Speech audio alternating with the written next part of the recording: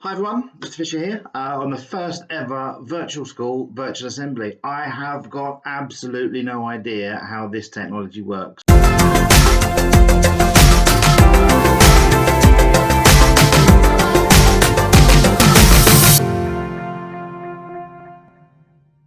It's a bit weird for me. It's the first time I've ever done a virtual assembly, but I hope you're all keeping well, working hard and looking after the people that are around you at what is a really difficult time. We're not in a fancy hall. We have no fancy PowerPoints.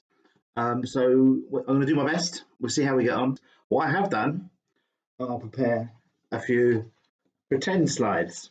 And the very first thing really I'd like to say to you all, thank you and well done. You are all working so hard. All of your teachers are really impressed with the level of effort that you're putting into your work. This is time we're not going to get back. And for you to be really running with that, taking it on board, working at the level of effort that you're putting in has really astonished all of us. We knew you were going to work hard. We didn't quite realize the amount of work you'd be getting through and the impact that will have on sustaining a degree of your learning moving forwards is fantastic. We're already proud of you, so keep that up. The second thing we need to do, and it's just really an important health notice, is that the most important things that you can continue to do are just wash your hands and keep your distance. So washing your hands 20 seconds with soapy water, that'll kill any virus on it, and it's the biggest single thing you can do to reduce the spread of that virus. And keep your distance 2 meters. When you're out and about, you don't have to stay in, but when you're out, well, you do have to stay in, but when you're out and about having a walk, getting some fresh air, just remember to keep 2 meters away, and that will stop the virus being transmitted. If you're worried about how far 2 meters is, it's about the same distance as a lying down Mr. Comerford. So if you imagine Mr. Comerford lying down, this is about 2 meters. That's how far you need to be from other members of the public when you're out walking. Keep that in mind. A really important part of what we're doing as teachers is to try and stay in contact with you. We obviously have the comments that you write and show my homework. Really impressive to stay in touch like that. If you've got any issues with a lesson, ping your teachers a message. They'll try and get back to you as soon as they can.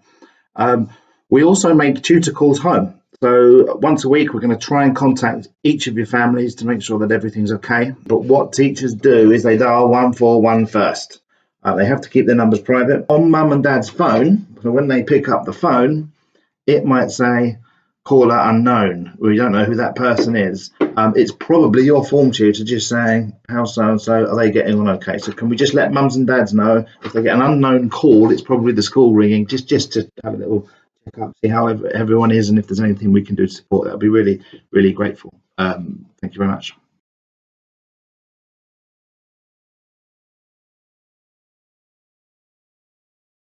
One thing you could do is try and work in groups or teams with one another.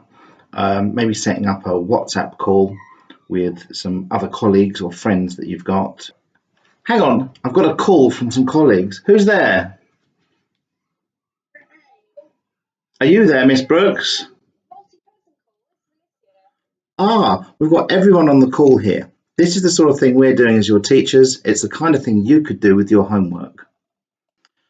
So one of the things I found most difficult about working from home are the distractions around me. I've got a young boy downstairs and he takes up a lot of time. And if I'm going to school, I have a really set flow to my day, as you do. You have your lessons, you have your break, you have your lunchtime. It's all planned out for you. Lovely. At home, that doesn't exist. So one of the first things I did was put together a schedule for my week. There are parts in there where I'm doing some work, when I'm checking emails. There are other parts where I'm going out for a walk. I'm doing some cooking. And there are other bits where I'm actually in charge here, say on a Friday, in charge of the dad nursery. So I'm downstairs for a couple of hours doing some painting and gluing, which is keeping me very busy and testing my patience enormously. For some of you, this is difficult. You will be trying to balance the need to do the work that we're setting for you to support your family.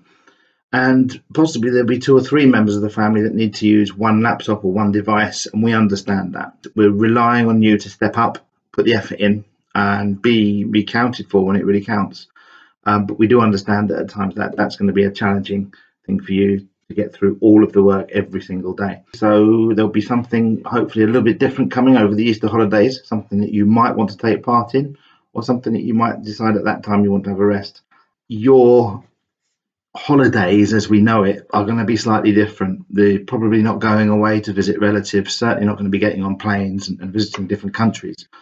And I think your experience of those holidays is just going to be probably staying at home, keeping socially distant from people around you. It's a difficult time. So we're going to put some activities up there, which will be more enrichment flavoured rather than curriculum flavoured for you to have a go at. Please get involved with them. There'll be some competitions and some prizes.